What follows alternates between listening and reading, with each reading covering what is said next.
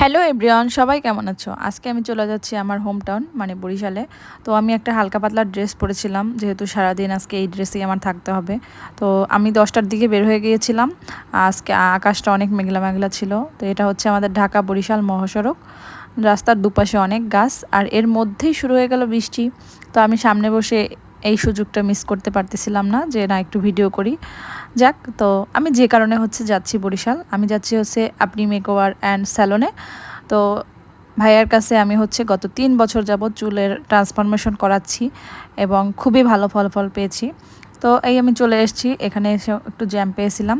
তো ভাইয়ার পার্লারে এসে একটু সময় বসেছিলাম। তো তারপর হচ্ছে আমার চুলটা ওয়াশ করে আমাকে মেডিসিন দিয়ে ক্যাপ পরিয়ে দিয়েছিল।